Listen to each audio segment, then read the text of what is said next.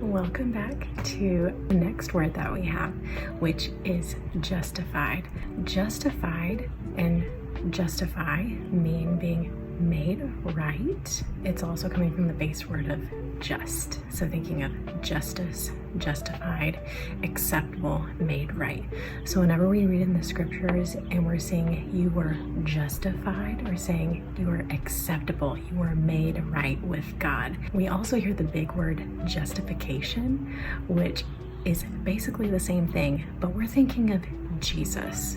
So when we think of justification and justified, we're thinking of Jesus.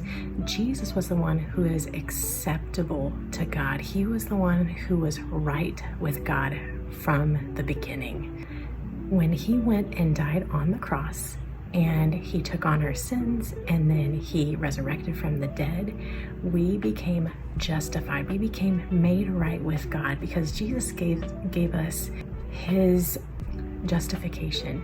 He made us justified. He made us acceptable and right in the eyes of God because he already was.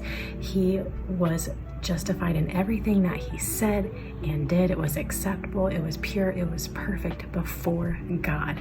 So when he died on the cross and he did all these things for us, we gained that justification. We were justified, we were made acceptable, made right in the eyes of God. Whenever we're reading justification in the Bible, we are thinking of Jesus and how not that we are justified without Jesus, but that he gave us, he gave us his justification, his acceptance. He gave us the acceptance that we needed for God. So now that when God looks at you, he sees you as accepted and he sees you as made right with God. There's nothing else that you or I need to do to be right in the sight of God because Jesus already did that throughout his whole life.